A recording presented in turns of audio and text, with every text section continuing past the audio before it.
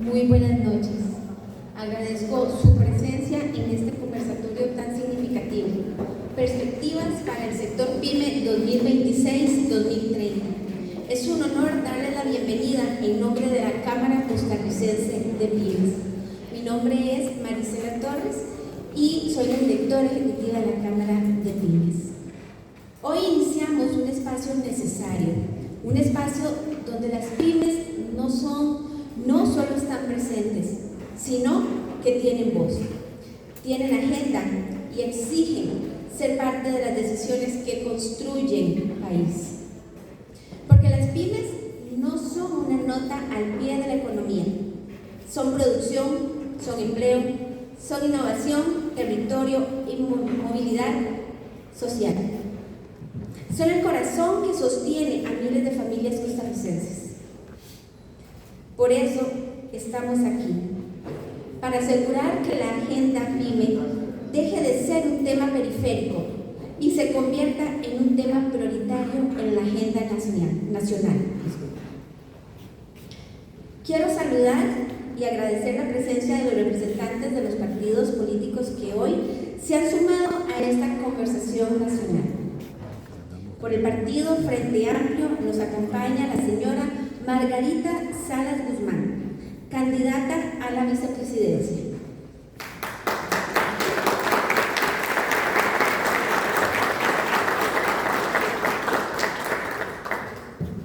Por el partido Nueva Generación nos acompaña el señor Fernando Zamora, candidato presidencial.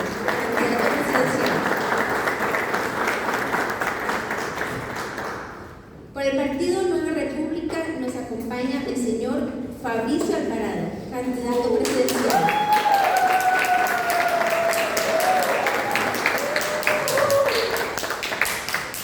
Por el partido Unidos Podemos nos acompaña la señora Natalia Díaz, candidata presidencial.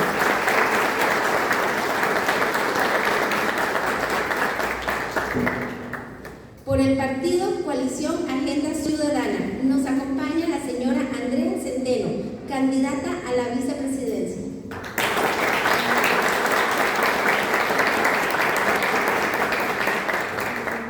Por el partido Liberal Progresista nos acompaña el señor Gabriel Zamora, candidato.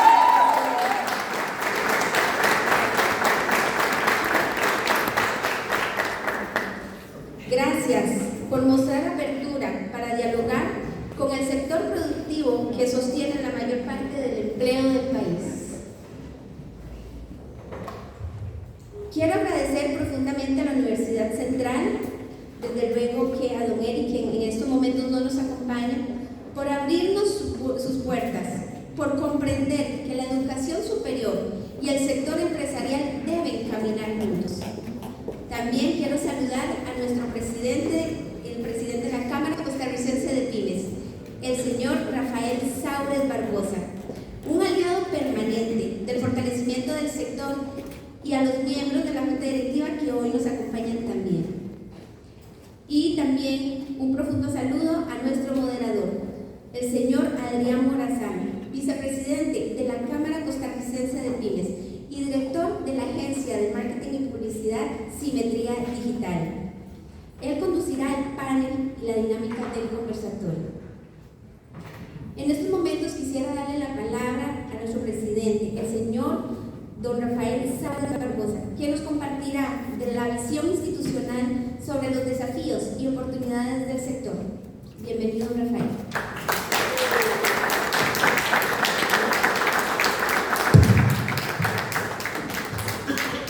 Buenas noches a todos y a todas, excelentísimos candidatos. Qué bueno que dan el llamado, dicen el sí a venir a conversar. De verdad que lo agradecemos profundamente. Como presidente de la Cámara Costarricense de Pymes, es un honor darle la bienvenida a este espacio de diálogo, visión y compromiso. Hoy no venimos a escuchar promesas, venimos a construir respuestas. Las pymes representan más del 95% del tejido productivo nacional, pero siguen enfrentando barreras estructurales que frenan su potencial. Este conversatorio no es un acto simbólico ni politiquero, es una plataforma técnica, ciudadana y estratégica para exigir claridad, acción y rendición de cuentas. Agradecemos profundamente a los candidatos y candidatas que aceptaron nuestra invitación. Su presencia aquí no es solo política, es una señal de respeto hacia miles de emprendedores, comerciantes, productores y profesionales que sostienen la economía real de Costa Rica. Desde la Cámara hemos preparado preguntas concretas, sectoriales y medibles. Queremos saber qué harán cuando lleguen a tomar el poder.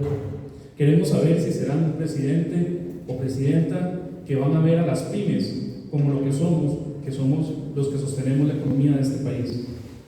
Además, necesitamos respuestas que nos ayuden a garantizar un crédito accesible, que nos ayuden en la simplificación de trámites y cómo se protege al pequeño empresario frente a la informalidad y la competencia desleal.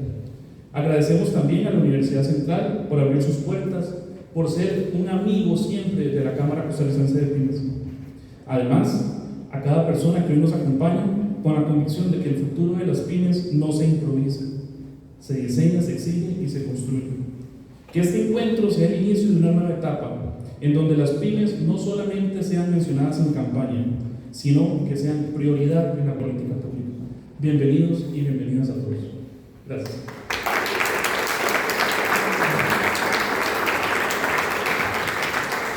Muchas gracias a don Rafael Saures Barbosa por sus palabras. Y ahora sí damos inicio al panel y conversatorio, Perspectivas para el sector PYME 2026-2030, conducido por Adrián Morazán, quien guiará la discusión basada en datos, retos y soluciones concretas para el sector. Bienvenido, Adrián.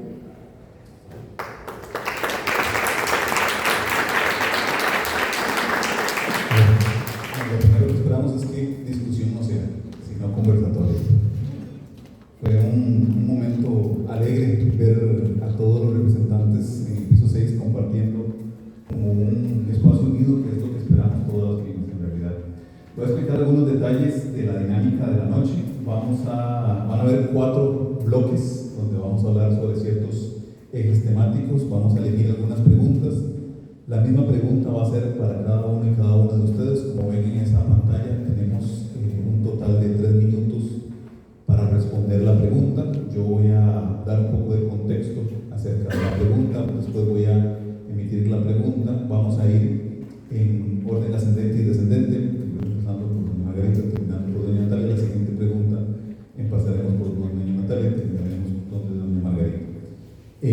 Las respuestas son puntuales a la pregunta, no es un debate, no tenemos un derecho a la respuesta, sino que cada uno y cada una va a emitir según su criterio. Y como dijo don Rafael y doña Marcela, más que agradecidos de parte de las cámaras y las pymes que nos acompañan hoy, que son una representación de este tejido. Siendo así, vamos también a dirigirnos al público en una consideración especial. Estamos en un espacio de respeto, de convivencia, de buena comunicación, y eso es lo que esperamos también de todos y todas ustedes. Cada uno de los bloques tendrá una duración aproximada de unos 20 minutos, porque vamos a tener 3 minutos para cada uno de ellos, y después de eso, al final, habrá una sección de preguntas dependiendo el tiempo que tengamos. Vamos a empezar con el primer segmento, que tiene que ver con el tema de acceso a crédito. Las barreras principales que enfrentamos las pymes son los requisitos a garantías colaterales. Muchas pymes no pueden contar o no cuentan con activos registrarles o con un historial, y sobre todo después de la pandemia, casi que no hay ninguna pyme que no haya sufrido algún retraso económico con una entidad financiera. Tenemos costos y plazos inadecuados. Las tasas y los plazos disponibles no siempre se ajustan a los ciclos productivos, sobre todo del sector agrícola, y también los excesos de requisitos en trámites burocráticos. Y la primera pregunta es: ¿cómo garantizarían líneas de crédito con tasas y plazos adecuados para micro y pequeñas empresas sin aumentar un riesgo fiscal? Empezamos con doña Margarita. Buenas noches, muchísimas gracias por abrir este espacio. Mi nombre es Margarita Salas, soy psicóloga, soy comunicadora, soy máster en administración pública y soy alguien que tiene 20 años de trabajar con pymes. Toda mi vida adulta he trabajado desde el sector pyme y desde antes de ser una adulta, porque cuando trabajaba como adolescente, la tienda de zapatos que me dio empleo era también una pyme. Y esto no es ninguna sorpresa porque, tal como planteábamos, la mayoría del sector del sector productivo nacional y privado son pymes. Ahí es donde trabajamos la mayor parte de las personas costarricenses. Y todas las personas que alguna vez hemos trabajado con las pymes, sea porque fundamos una cooperativa, asociación, una sociedad anónima, etc., sabemos el papel que tiene el acceso al crédito. Para el Frente Amplio, que el Frente Amplio, quiero dejarlo claro, es un partido amigo y defensor de los productores nacionales, de la producción nacional. Somos el partido político que más ha disminuido los costos desde la Asamblea Legislativa, el tema de la renta dirigido a emprendimientos para que pueda ser progresivo. Y desde esta óptica, nuestra propuesta con acceso al crédito tiene que ver con el sistema de banca para el desarrollo. Consideramos fundamental que llegue un gobierno que sí sea amigo de las pymes y que sí haga ese traslado a Hacienda de los 15.000 millones de colones que están disponibles producto del impuesto a las remesas y que no se ha querido trasladar. Hay un dinero que no se ha querido trasladar, que no se ha querido colocar en ejecución para el apoyo al crédito en condiciones solidarias. Y entonces las pymes se ven forzadas a buscar condiciones dentro del mercado que no se ajustan a su realidad, a sus plazos, con los que no pueden cumplir, cuando el Estado, por ley, debería estar apoyando con crédito que sea adecuado, con el fondo de avales, debería estar respaldando las contrapartidas de manera que aquellos emprendimientos que no tengan las condiciones puedan contar con este crédito. Y además también deberíamos discutir el tema del tope del 4%, porque esta es una decisión política, no es una decisión técnica, y estamos muy por debajo del 4% y seguimos prestando por encima de esta tasa. Entonces, en resumen, condiciones de capital semilla, de acompañamiento técnico y del fondo de avales que permitan que las pymes puedan tener acceso a crédito más barato en plazos y condiciones que sean adecuadas al sector, porque son parte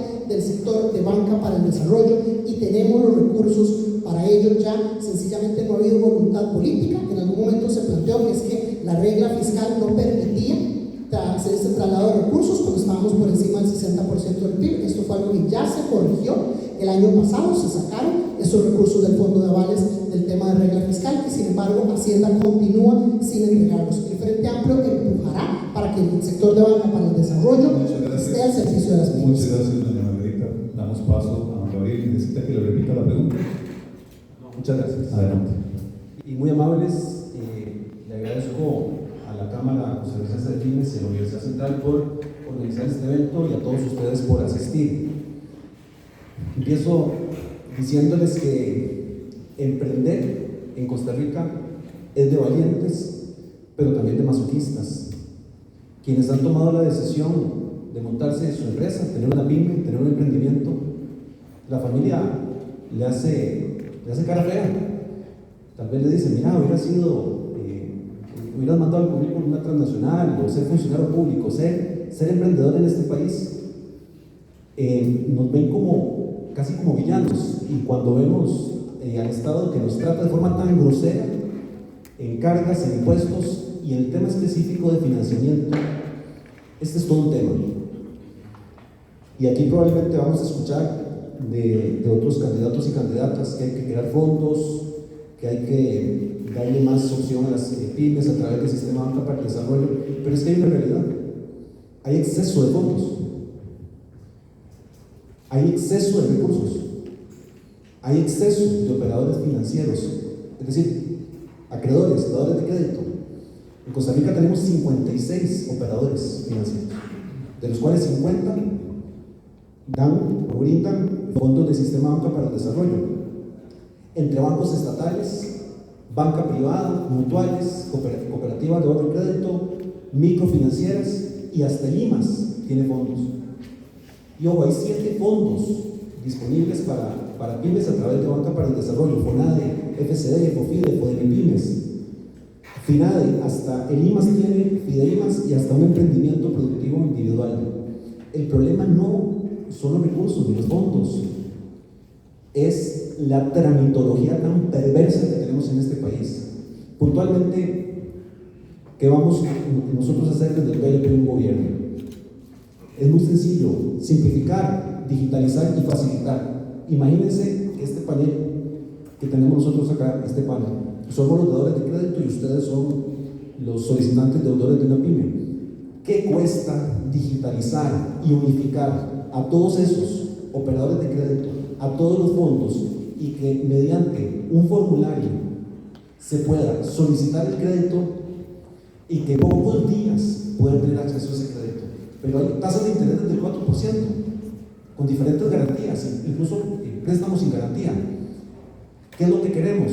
Llegarle a un país como Singapur, que logró, ojo el dato, crear una super app financiera, igual que en otros países de Asia, pero sobre todo Singapur, que en cuestión de, ojo el dato, 12 segundos está aprobado un crédito. Yo sé que es muy ambicioso para nuestro país, pero por lo menos reducir meses a semanas. Muchas gracias, don Gabriel, por la intervención. Damos paso a Andrea. Sí, muy buenas noches, gracias por la invitación. Para nosotros también es un honor estar aquí y agradecer, porque sabemos que montar estos eventos lleva sus esfuerzos, y agradecemos también la presencia para hablar de un tema tan importante. Sí, nosotros sí proponemos que hayan fondos para apoyar a las MIPYMES, porque las realidades de los diferentes sectores, incluso por territorialidad, lo merecen. En ese sentido tenemos varias visiones, además de sí facilitar trámites, por supuesto, que se apliquen los costos, pero específicamente en crédito varias alternativas puntuales: la generación de un fondo que se hace entre universidades y empresa privada, modelo internacional, lo que se llaman grants, para MIPYMES que tengan que ver con innovación, sostenibilidad, por ejemplo, y mejora productiva, que les permita esas primeras etapas de prototipado, de escalabilidad del negocio, poderlo llevar a un punto de madurez para después ser sujetos de capital de riesgo, más en sectores que son tan cambiantes. Y precisamente en ese sentido, nosotros sí estamos de acuerdo en crear un fondo de capital de riesgo que venga de recursos de Hacienda Pública, no de los ahorrantes, que pueda pegarles empujón a las empresas. Por otro lado, sí hay un apoyo también para fortalecer programas como los que se mencionaron. Fidelimas tiene un punto muy específico: son mujeres en vulnerabilidad, en pobreza, en zonas rurales. ¿Es un fondo que importa? Sí, porque esas poblaciones viven realidades muy distintas a aquellas que están totalmente digitalizadas, por ejemplo. Otros fondos importantes queremos ponerlos al servicio de la gente y también ser un poquito innovadores, y para mejorar las condiciones de crédito, sin comprometer, por supuesto, su sostenibilidad fiscal, sí creemos que podemos usar mecanismos de mitigación de riesgos como contratos reales, órdenes de compra. En el momento que una empresa, voy a poner un ejemplo, que vende batitas a empresas de dispositivos médicos, logra cerrar el contacto con una empresa grande, eso debería ser una seña de mitigación de riesgo para que la banca apueste por ello. Y después, si queremos ser un poquito más innovadores, como lo hacen otros países de Centroamérica, ¿por qué no ver el comportamiento de pago de servicios públicos? Esto ya lo hacen otros países. Ven que esa MIPYME es responsable, que está pagando, que está llevando, esta data positiva debería tomarse en cuenta también para evaluación de crédito. Muchas gracias, doña Andrea. Don Fabricio, ¿necesita que le repita la pregunta? Adelante. Muy buenas noches, gracias por la oportunidad. Hoy. ¿No se escucha? Ahí. ¿Un poco? Sí, sí, perdón. Sí, me está boicoteando. Gracias, con este entonces. Gracias, muy buenas noches, gracias por la oportunidad, gracias a la Cámara Costarricense de Pymes, a la Universidad Central. Es un privilegio para nosotros poder compartirles nuestras ideas, que espero de todo corazón pues terminen también convenciéndoles de la propuesta de la banca pública. Nosotros tenemos claro desde nuestro partido la importancia que tienen las pymes, no solo porque representan el 90% del parque empresarial de este país aproximadamente, sino también por cómo históricamente han sido un sector bastante abandonado. Alguien decía en la introducción, más ha sido un tema periférico que un tema central, cuando debería ser un tema central por lo que mueve la economía del país. Entonces, en esa misma dirección, tenemos que pensar en que 465,000 pymes, que es lo que en este momento representan, 465,000 empresas que generan empleo, cuyas familias dependen de la producción que puedan generar estas empresas, tienen que tener un Estado facilitador, un Estado amigo, un Estado que en efecto pues les permita, en lo que tiene que ver con la tramitología, pues caminar con menos estrés, con menos presión, con más facilidad, pero también, a propósito de la pregunta, con el tema del crédito, que hoy no es a tasas preferenciales, los intermediarios básicamente se dejan ese margen, y por eso nosotros lo que creemos es que hay que impulsar una modificación a la ley del sistema de banca para el desarrollo para que haya más acceso. Esto tiene que ver con lo legislativo, pero por supuesto que el Ejecutivo también tiene que ver, número uno, porque el Ejecutivo puede presentar proyectos de ley, y también porque el Ejecutivo es el que convoca en los periodos de sesiones extraordinarias que básicamente abarcan la mitad de los 4 años. Entonces tiene que haber una sinergia entre el Poder Ejecutivo, entre el gobierno, entre el presidente y las fracciones legislativas. Tiene que haber una buena relación con la Asamblea Legislativa, tiene que haber una buena coordinación con las fracciones de oposición para que podamos llevar adelante un proyecto tan importante como esto. Repito, ¿qué es lo que hay que hacer? Modificar la ley para que las pymes puedan tener acceso a mejores tasas, pero también para que no se les impongan requisitos imposibles de cumplir. Los pymes o los empresarios pymes, pues muchas veces no tienen garantías reales, no tienen un lote que poner a responder, no tienen una propiedad, no tienen una casa que poner a responder, y pues básicamente ahí es donde topan con cerca, ahí es donde se encuentran con el principal escollo, porque no tienen básicamente que ofrecerle al banco a cambio, o al sistema de banca para el desarrollo, a cambio de poder accesar ese crédito. De manera que yo tengo mucha claridad de que las pymes no están pidiendo que les regalen plata, pero sí que se les dé la posibilidad de tener dinero para producir, de que haya más créditos productivos, que son los que se van a multiplicar sin tanta tramitología, sin tanto escollo, sin tasas tan altas y sobre todo sin garantías que son imposibles de cumplir. Gracias, don Mauricio, don Fernando. Bueno, primero que todo, muchas gracias por la invitación. De veras, muy honrado de encontrarme aquí con la comunidad universitaria y con, por supuesto, con todos los empresarios de pequeñas y medianas empresas de Costa Rica. Vamos a ver, lo primero que yo quisiera anotar es un problema de fondo. Aquí el problema de fondo es el modelo económico y de desarrollo que nosotros estamos impulsando desde hace ya varias décadas. Ese es el problema de fondo. ¿Cuál es el modelo de desarrollo que estamos impulsando? Un modelo de desarrollo que estimula la cultura productiva y la cultura del esfuerzo,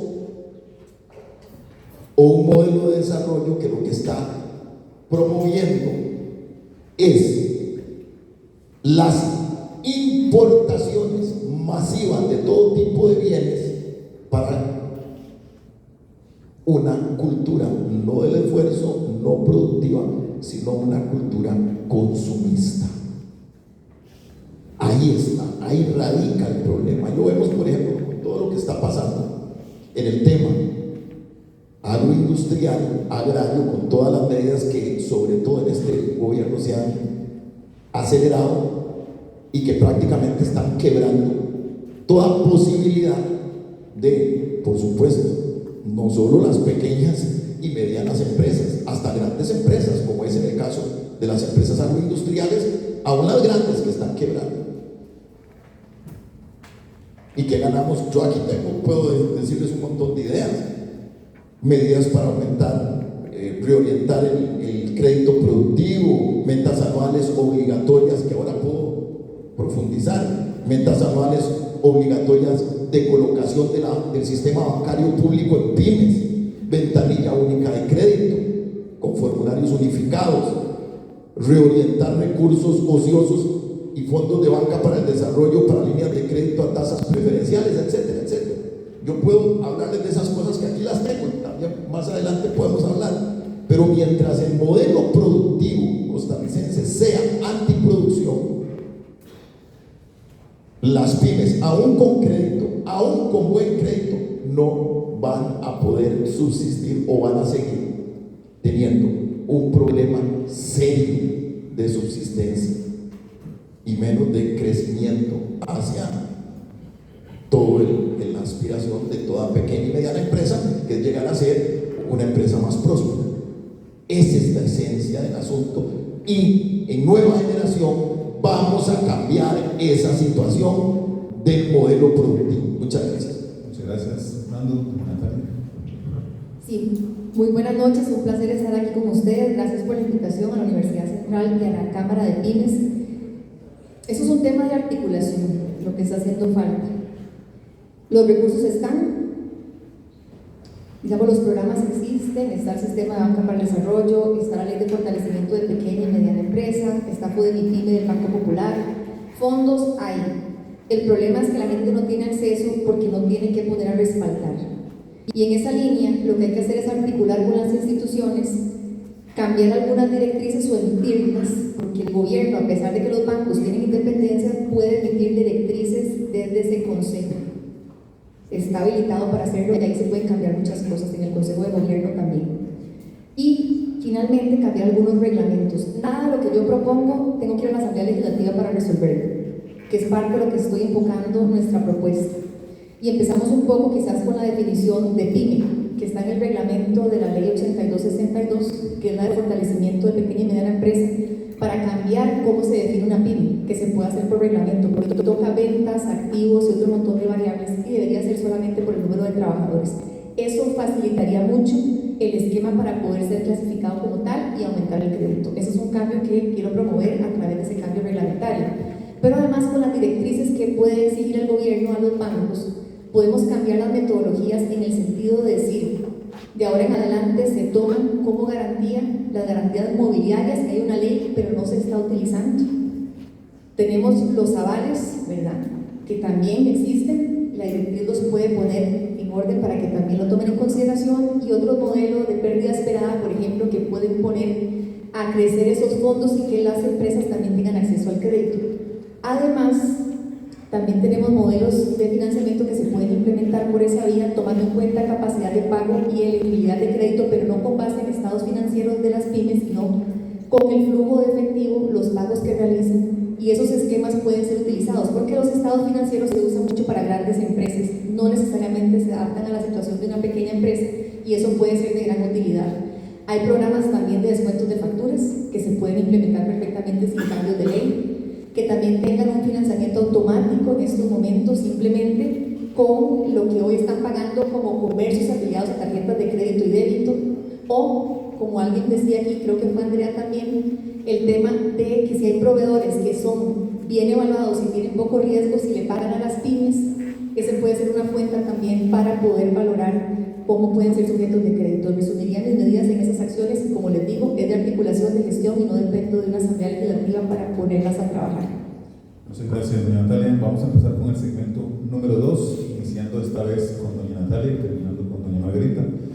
Vamos a hablar de escalabilidad PYME. Las pymes deben cumplir con obligaciones formales como Hacienda, la Caja Costarricense de Seguro Social, temas de inscripción, registro de trabajadores, facturación, planillas, etc.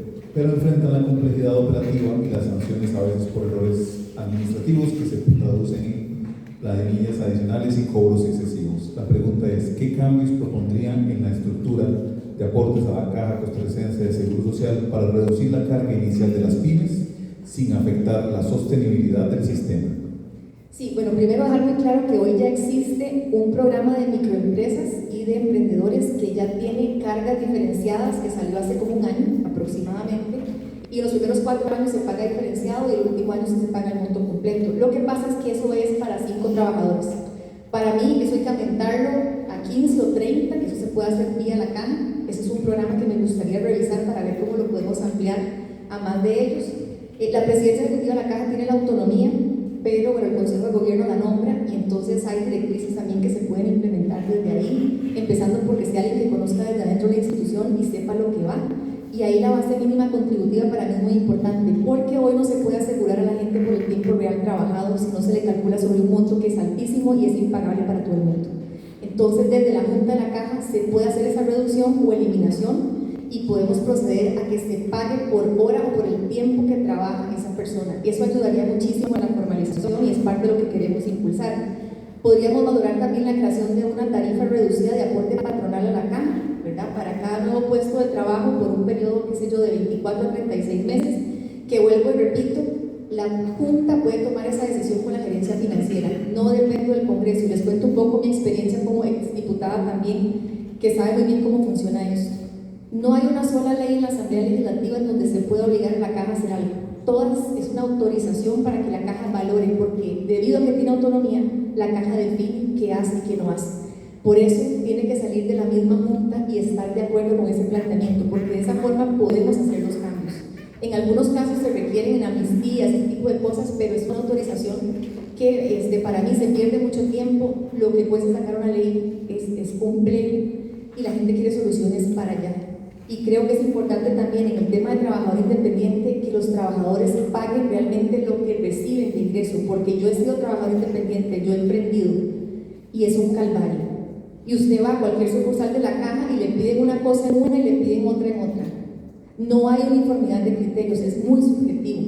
Y realmente le piden a uno, cuando usted llega y le dicen, deme los flujos proyectados de su negocio, que además usted no tiene un 5. Es imposible salir adelante así. Y usted tiene que pagar un contador público autorizado para que le haga ese flujo y ni siquiera tiene ingresos. Eso no puede ser.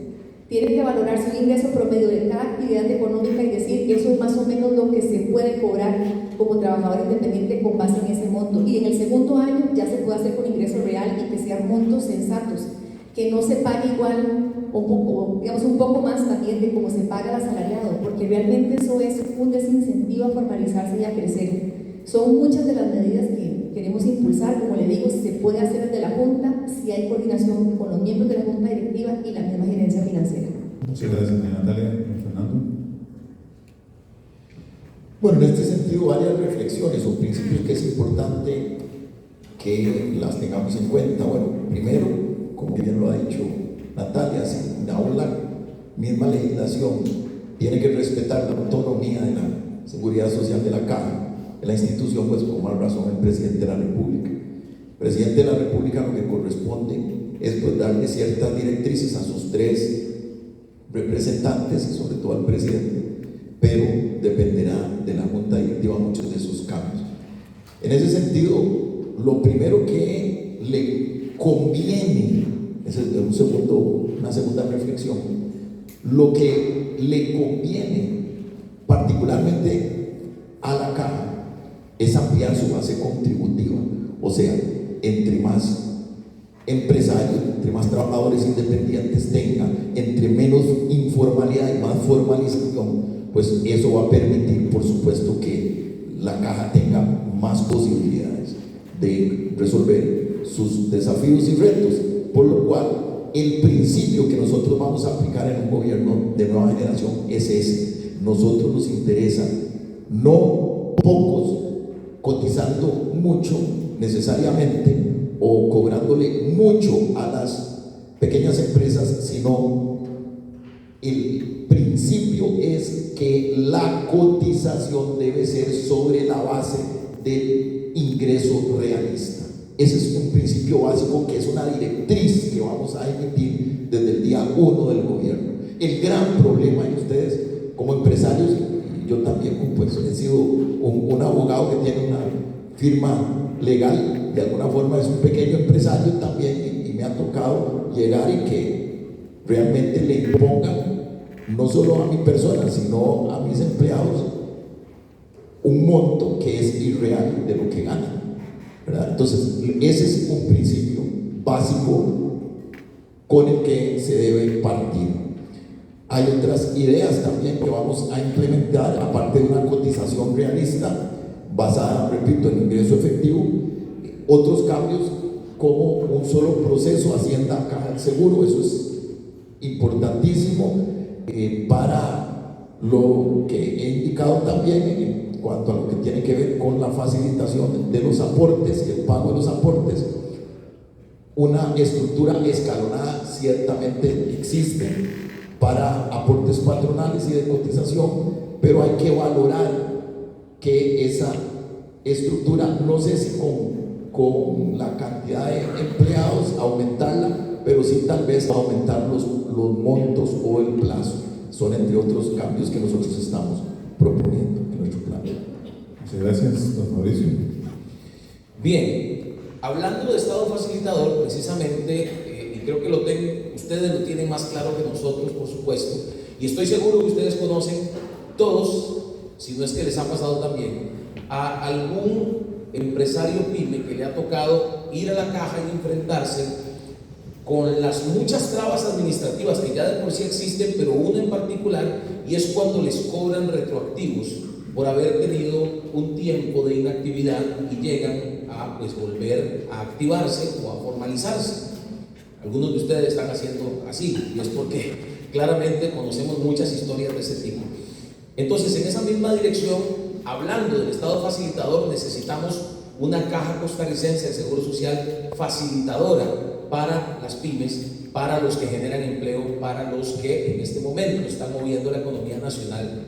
Y eso pasa por varias decisiones, y eso pasa por supuesto, el tema de la digitalización de los procesos. Eso pasa también por el tema del orden a través de la nueva tecnología que hoy debe implementarse, ya debería estarse implementando en nuestro sistema público para que haya conexión entre las diferentes instituciones y no tengan los empresarios pymes que están yendo a una institución y a otra a realizar diferente tramitología.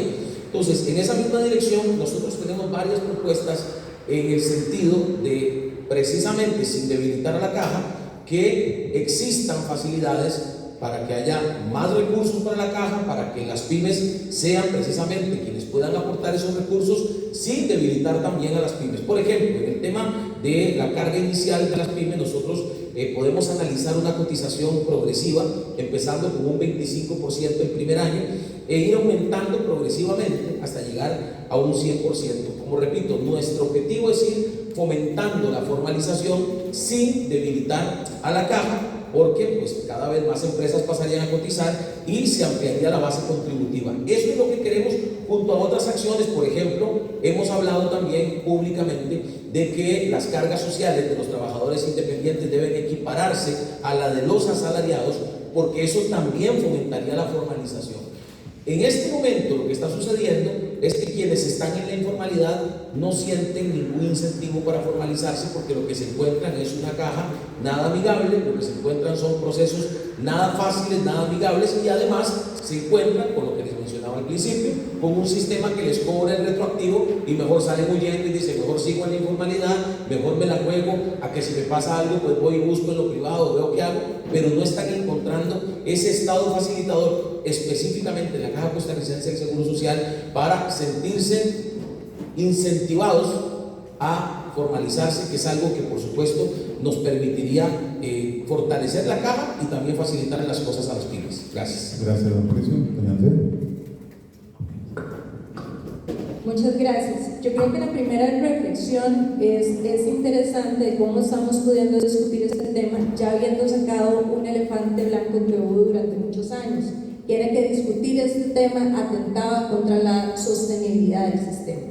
Desde Coalición nosotros sí creemos en una revisión para las empresas que ya existen, eso sí, responsable y progresiva de las cargas que no atente precisamente con la sostenibilidad del sistema. Para eso es muy importante. Yo sé que han habido propuestas que hablan de una rebaja significativa de inicio, nosotros no lo planteamos así, pero sí está sobre la mesa, y hay pequeños montos que no tocan programas sociales, principalmente en caja, que uno podría arrancar por ahí mientras hace la revisión más grande. Eso para las empresas ya constituidas y formales. Después tenemos las empresas nuevas arrancando, que era parte de la pregunta. Ahí también, y yo creo que hay coincidencia acá, que los regímenes progresivos son importantes, y es que es un tema de reducir la mortalidad de las pymes.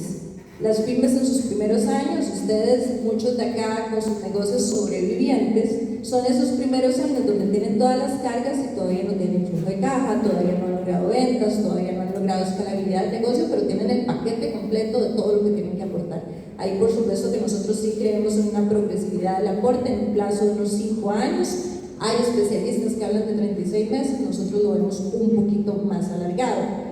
Coincido también en el tema y coincidimos de trabajadores independientes. Bueno, y me devuelvo, tenemos una coincidencia con muchos de los compañeros acá y con Natalia. Debería haber la posibilidad de pagar por tiempo laborado. Hablábamos ayer con empresarios de Alajuela, del Poder de Alajuela, y nos decían, yo tengo 8 personas en el restaurante de lunes a viernes, pero sábado y domingo tengo 28 personas más, pero yo tengo que pagar el total y eso me tiene ahogada y puede ser que muera. Bueno, tengamos esa discusión con claridad, siempre sacando el elefante y con todo el cuidado de la sostenibilidad del sistema. Y para trabajadores independientes el sistema es bastante cruel ahorita. y no es amigable. Hay un mes, usted como trabajador independiente o consultor le puede ir buenísimo con un contrato, pero puede ser que en los próximos 2 meses no tenga trabajito, pero se lo calculan sobre el primero. Eso es un tema que también hay que revisar. Y finalmente, este país no puede darse el lujo de tener a tanta gente excluida en la informalidad. Para nosotros ahí sí, que el Estado aumente, que la Caja aumente su contribución. Esto no es una discusión de todo o de nada, es una discusión de cómo no vamos espantando a la gente, cómo la vamos protegiendo y cómo la vamos formalizando. Entonces ahí también tenemos que poner ese papel sobre la mesa y hablar, que la gente logre pagar algún monto mientras logra formalizarse. Muchas gracias, don Gabriel. Hablemos sin eufemismos. El sistema de la Caja es perverso, es como una película de terror. Acá los compañeros y compañeras han señalado algunos de sus políticas, yo diría que absurdas, torpes y perversas. Empiezo por la torpe. Vean el caso de los trabajadores independientes. Hay aproximadamente 1 millón, de los cuales la mitad están en la informalidad. Y de los que están asegurados, hay un 50% que están morosos, que no pueden pagar un 50%. Y tal vez el dato más impactante es que apenas un 1,5% tiene arreglo de pago. Torpemente la Caja, en lugar de salir a la calle y buscar a esos emprendedores que están en informalidad, los recibe como una piñata, como lo han señalado acá los compañeros, cobrándole en retroactivo y tasas abusivas. Por ejemplo, el caso del emprendedor o trabajador independiente, a partir de cierto monto le cobran el doble de la salarial. ¿Qué cuesta equiparar las tarifas? Y ojo, las tarifas son complicadas. 10,37, 26,67 en el caso de la cuota obrero patronal, para trabajadores independientes 9,89, 13,57, hasta un 19%. Equiparemos las tasas. Es cuestión de simplificar. Diezmo fiscal para la Caja, 10% asalariados y trabajadores independientes y doble diezmo para el patrón, 20%. Es fácil de calcular, es sencillo. Hay otra perversión que es la base mínima contributiva. Está actualmente en 341.000 colones, el próximo año estará en 350.000. Eso deja por fuera esas 500.000 personas que tal vez están percibiendo apenas 200.000, 150.000 colones. ¿Qué cuesta por parte de la Caja cambiar, eliminar esa perversión llamada base mínima contributiva, que es lo que tiene tanta gente fuera de la seguridad social? Gano 150.000, 200.000 colones, diezmo, eso es 10%. Entra a la seguridad social, tenga segunda enfermedad y maternidad, empieza a cotizar para la pensión básica de invalidez, vejez y muerte. A la Caja se fortalece y nosotros, todos acá, creo que coincidimos, amamos esta institución, pero es una relación de amor y odio. Recibamos con los brazos abiertos a las pymes, que en este momento tenemos la 11ª tarifa más alta del mundo en la cuota patronal. Y nada progresivo, 20% parejo. Desde el día 1, acostumbremos al patrono a lo que debe pagar. Y de esta manera, bajando las tarifas, logramos mayor formalidad, mayor recaudación y que personas que en este momento están fuera de la seguridad social puedan tener un trato justo, digno y decente por parte de esta institución. Muchas gracias, Margarita. Muchas gracias. En el Frente Amplio coincidimos en que efectivamente el ámbito del trabajo laboral se ha transformado mucho en estos años y no ha venido acompañado de una transformación en la legislación y la forma en que entendemos la manera en que lo productivo está organizado. Tenemos un mercado creciente de personas trabajadoras independientes. Yo soy trabajadora independiente, así que me solidarizo y comparto el sufrimiento de todas esas personas que somos trabajadoras independientes y que encontramos un Estado que no responde a esta realidad. Desde el Frente Amplio hacemos más que solidarizarnos. Es justamente la ley 10.667 impulsada por el Frente Amplio la que redujo el impuesto sobre la renta para personas trabajadoras independientes.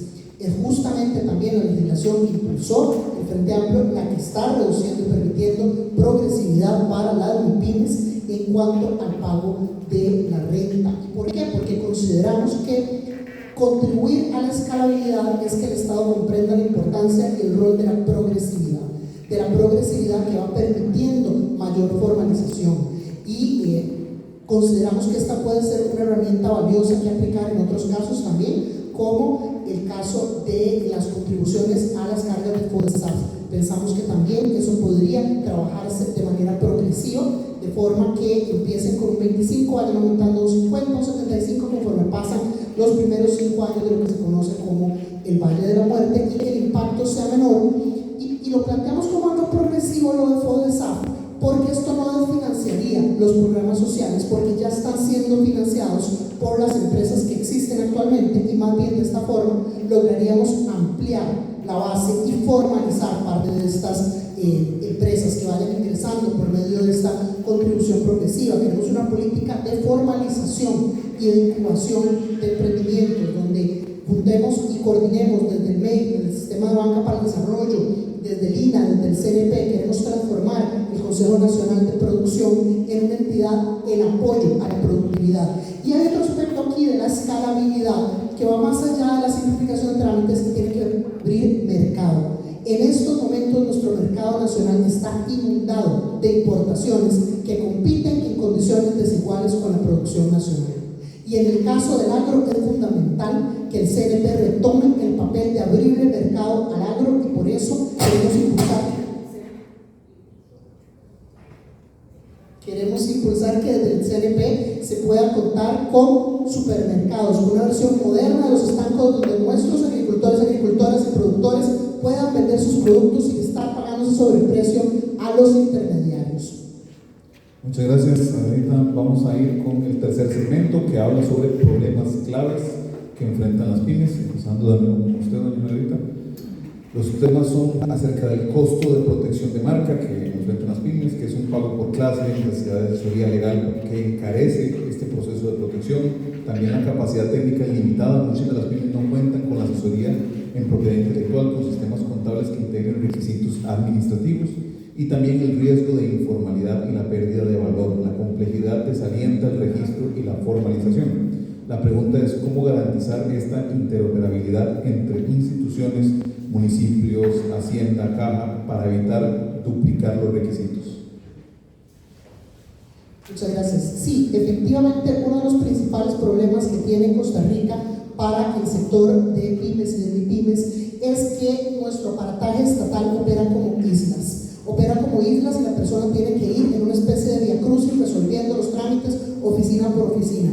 Aquí proponemos que haya un cumplimiento estricto de la ley 8220 que permite la simplificación de trámites, porque en Costa Rica también nos sucede que tenemos legislación pero no necesariamente la implementamos, y estamos muchas veces en la dinámica de crear nuevas legislaciones solo para ponerle el nombre o el apellido de un partido particular, cuando en realidad lo que deberíamos es estar ejecutando esa legislación que ya existe. La simplificación de trámites ya está planteada por ley y tenemos que hacerla efectiva, pero también proponemos que haya, dado que la tecnología blockchain ahora nos permite hacer una interconexión de manera segura, que haya una interconexión de banca estatal, administración tributaria y cada costarricense del Seguro Social, de manera que pueda haber un alineamiento y puedan simplificarse los trámites. La digitalización aquí tiene un papel importante, pero ojo, porque enfrentamos un país donde la conectividad no es una realidad universal.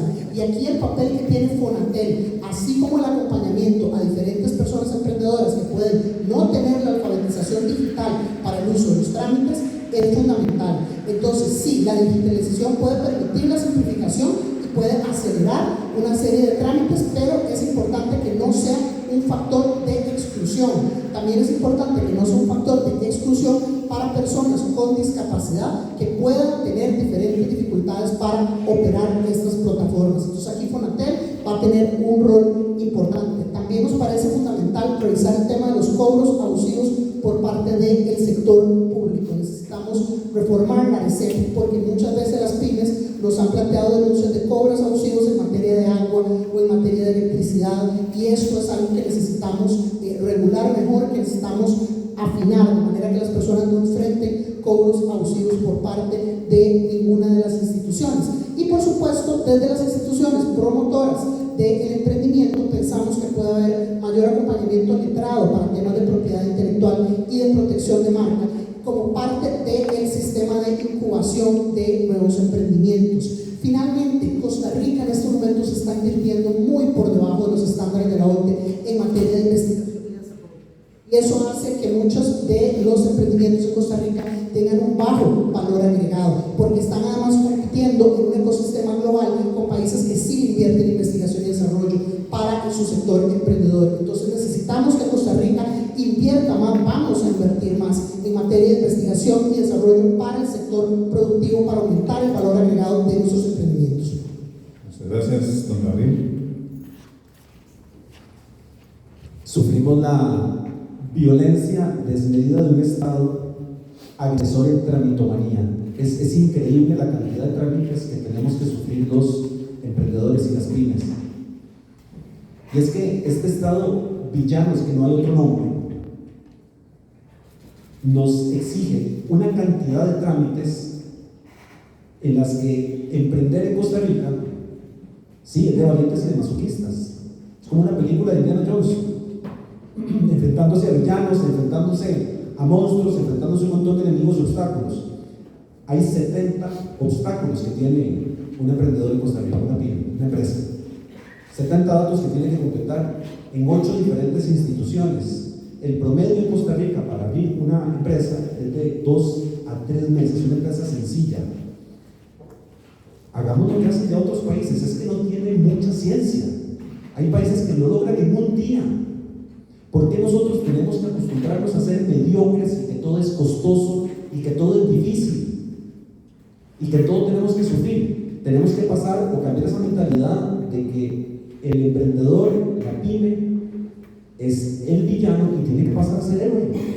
Y el Estado es el encargado, el Estado, en términos generales, de facilitar para que podamos tener una tramitología en Costa Rica que nos trate con decencia. En un día debería abrirse un negocio.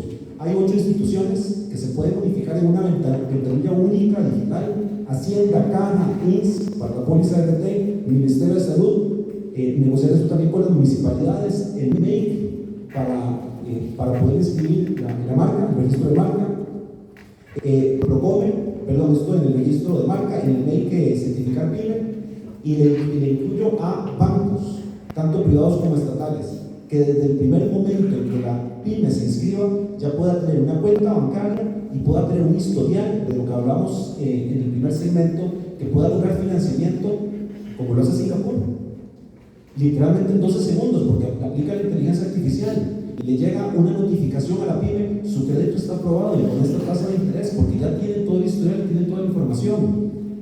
Lo que nosotros proponemos desde el PLP es esa interoperabilidad entre instituciones que nos permita no solo poder iniciar un negocio en un día, y si ya lo hacen otros países. Hay un país modelo que es Estonia, que tiene prácticamente el 100% de sus trámites digitalizados. ¿Y por qué no nos convertimos nosotros en Estonia de Centroamérica o de Latinoamérica? Que digan, qué chido ese país, no solo por las playas, sino porque ahí se permite emprender, hacer negocios. Y se puede hacer de la mejor manera, en donde se pasa de un Estado villano a un Estado facilitador. Gracias, don Gabriel. Doña Andrea.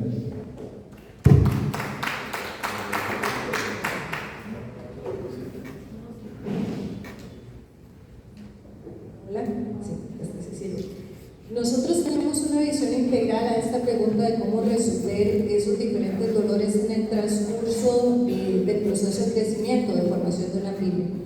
En el país, yo que tuve oportunidad de trabajar mucho con régimen de zona franca y empresas multinacionales, abrazamos la inversión extranjera, le facilitamos todo el proceso, le creamos una ventanilla única, nos unimos todos, ahí hay lecciones aprendidas.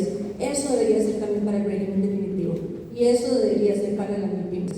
Si prendimos ese otro motor y va volando también, no hay excusa para que la empresa nacional no lo esté haciendo. En ese sentido, nosotros estamos elaborando, y ha sido una co-construcción muy interesante, una propuesta que estamos llamando inicialmente el régimen para MIPYMES, que busca varias cosas. Por ejemplo, llevar la ventanilla única también al alcance de las empresas, donde vayan y hagan los trámites, como les decía, todos concentrados en un solo lugar, un expediente digital único, donde ahí están todos los datos y las diferentes diferentes organizaciones puedan tomarlo de ahí para facilitarle a la empresa, que usted no tenga que ir de un lado con un papelito, del mismo papelito al otro lado, y como bien lo dice Margarita, aun cuando hay una ley que prohíbe, esa es la realidad que vivimos todos los días. Ese régimen de MIPYMES también busca lograr esa palabra me cuesta, interoperabilidad, porque al final ese es el núcleo de la modernización del Estado. Pero además, esa sombrilla que estamos buscando darle forma nos viene a resolver algo que es muy importante. Hacemos un recuento de protocolos, decretos, leyes, fondos, etcétera para MIPYMES. Hay alrededor de por lo menos 15 herramientas en la mesa, que sonaría que este es un Estado muy protector del sector de MIPYMES, pero yo estoy segura que hacemos aquí el ejercicio con ustedes y me van a decir, yo no sabía de eso, yo no sabía que había capital acá, yo no sabía que tenía una exención acá, yo no sabía que había un trámite acá, porque lo sufrimos muy distinto. Entonces, en general, nosotros queremos crear esa sombrilla que agrupe, que facilite trámites, que acompañen el proceso, pero que también haga accesible a las empresas entender el ecosistema en el que se están moviendo. De nada nos sirve seguir generando mecanismos si ustedes no tienen un punto donde puedan entender ese sistema que debería abrazarlos. Muchas gracias, don Mauricio. Se dijo acá. Ahora sí. Sí, ¿verdad? Ok. Se dijo acá, y es cierto, que muchas veces se duran 3 meses para poder abrir un negocio. En muchos de los casos es más, porque incluso estamos hablando de que gente tiene que ir a una y otra y otra y otra institución a llevar diferentes papeles o a veces hasta los mismos papeles y luego esperarse 3 meses para que le den una respuesta. Y en esos 3 meses tienen que alquilar un local porque ese es el punto bueno para poder hacer su negocio. 3 meses en los que no producen, más bien tienen que pagar el local, en los que no generan recursos, no generan ganancia, mientras pagan el local. Y eso definitivamente tiene que cambiar. No es posible que todavía estemos caminando en esa lógica, permítanme llamarle así, de nadadito de perro, mientras tenemos ya la alta tecnología prácticamente respirándonos en la nuca. Nueva República tiene listo ya un proyecto de ley, la actual fracción legislativa es la que lo va a presentar, para la implementación de la tecnología blockchain en los sistemas, en los diferentes procesos en nuestro país. La tecnología blockchain es una tecnología inmutable, es una tecnología inhackeable que permite trazabilidad, transparencia y rapidez en los procesos. Esos 3 meses deberían convertirse en efecto en un día o en unas horas. En unas horas sentada, un emprendedor debería tener la posibilidad de meter todos los requisitos en el sistema y que a partir de que el sistema reconoce que ya ingresaron todos los documentos, esa persona puede empezar a trabajar de forma inmediata y más bien el Estado facilitador tenga la obligación de revisar esos documentos y si falta algo, entonces sí, buscar al emprendedor, no cerrarle el negocio, sino más bien ser alguien que lo busca para ayudarle, para facilitarle las cosas, para darle herramientas para completar lo que haga falta. Eso es lo que nosotros creemos que se tiene que hacer, eso es lo que nosotros creemos que se puede hacer y que garantizaría a través de la implementación de una tecnología como blockchain y de las nuevas tecnologías de este tiempo, esa interoperabilidad entre las instituciones, municipalidades, registro, caja del seguro, el MEC, salud, hacienda, todas aquellas que hoy tienen que ser visitadas presencialmente por los emprendedores.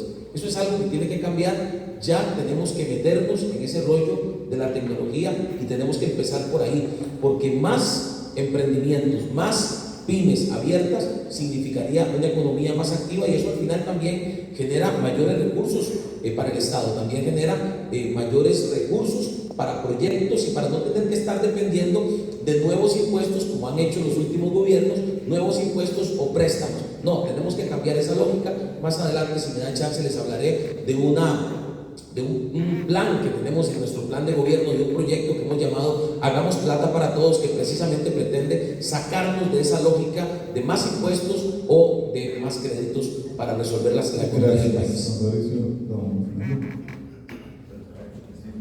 Aló, ahora sí. Muy bien. Varias reflexiones. La primera reflexión que necesitamos todos tener claro es lo que Hernando de Soto, es aquel gran economista suramericano, llamaba el costo de legalidad. El costo de legalidad es lo que, como ya lo tenemos claro, nos está matando. El costo de legal en las sociedades que no se desarrollan, que se empobrecen, son aquellas sociedades en donde cuesta mucho ejecutar lo que uno imagina. Cuando imaginamos una empresa, un emprendimiento, si eso cuesta mucho, lo que imaginamos ejecutarlo, eso nos lleva a la pobreza. Y son 3 factores lo que aumentan el costo de legalidad. Uno es la duplicidad, o sea, cuando nos exigen trámites que ya nos habían exigido. La inefectividad es otro problema del costo de legalidad, o sea, trámites inefectivos que no son necesarios. Por ejemplo, el registro de transparencia, repetirlo todos los años. Y yo sé, o sea, puedo hablarles de eso porque soy abogado de muchas pequeñas y medianas empresas, o de algunas, perdón. Precisamente el costo del registro de transparencia es absurdo. Todos los años repetir que yo soy el dueño o que el empresario es el dueño de la empresa. Eso es como que todos los años ustedes los obliguen a ir al registro público a recordarle al registro que ustedes son los dueños del vehículo. No, eso se hace una sola vez. Entonces ahí estamos viendo un ejemplo de inefectividad. La duplicidad se resuelve con unificación de procedimientos. La inefectividad con derogación, o sea, eliminar procedimientos. Y la inoperatividad se resuelve con digitalización. La inoperatividad es que cuesta mucho, no solo, tal vez sí son necesarios esos requisitos, pero cuesta mucho llevarlos a cabo. Entonces, en Nueva Generación estamos proponiendo un inventario desde el día 1 que vamos a asumir el gobierno, un inventario en donde vamos a definir dónde hay unificación, dónde es necesaria la unificación por duplicidad, dónde es necesaria la derogación de trámites por inefectividad, porque son inefectivos, y cómo establecer un mecanismo ágil de virtualización para que sea mucho más operativo, como por ejemplo en el caso de los impuestos, que la forma de pagarlos es muy inoperante. Muchas gracias. Continuamos mañana tarde. Sí, muchas gracias. Bueno, aquí me parece que es importante también hablar de que esto no es algo que pueda solucionarse solamente con el gobierno central. Esto es un tema que tiene que articularse con gobiernos locales, instituciones autónomas, donde el Poder Ejecutivo no ejerce un rol de jefatura, sino de articulación y de coordinación, y eso se puede hacer vía convenios. La figura está, lo pueden manejar, y un tema también importante que tiene que ver con cómo conectamos a las instituciones. Hoy los gobiernos locales van por su lado, el Poder Ejecutivo también. Hoy, ¿qué hacen las empresas? Se registran, por ejemplo, en crear empresa, que ya existe. Si es de inversión en la UI, si es de comercio exterior en BUCE, tiene que pasar por Caja, Hacienda y lo que es la patente de la municipalidad. Para mí, crear un registro único en donde empecemos porque se haga una sola inscripción en esos primeros que les mencioné antes del gobierno local, y que después se manda automáticamente esa petición a las municipalidades, pero eso se hace articulando y trabajando en equipo, no hay otra manera.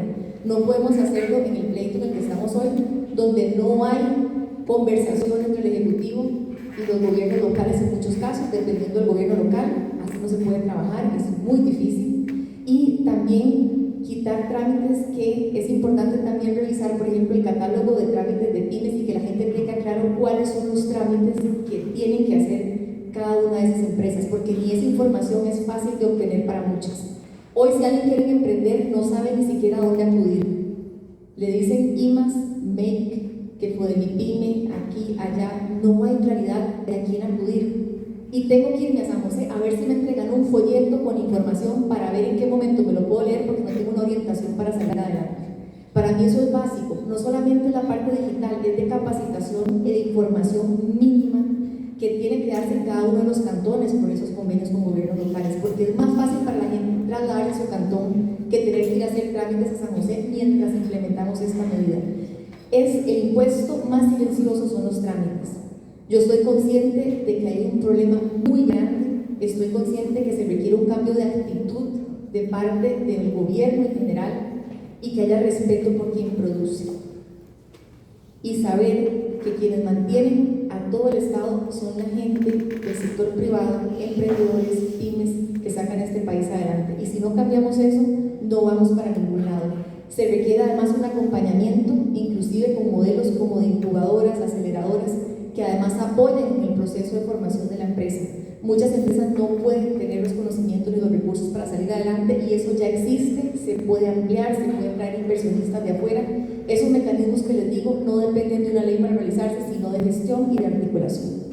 Muchas gracias. Vamos a pasar al segmento número 4. Cabe destacar que todas las preguntas fueron elaboradas en conjunto por el equipo de la universidad, con el equipo de la Cámara, pero esta en especial tiene que ver mucho con el sector de educación. Independientemente si provienen de instituciones públicas o privadas en Costa Rica, necesitamos que los estudiantes lleguen a la educación superior con las competencias y habilidades y destrezas necesarias para desempeñarse con éxito en el proceso laboral.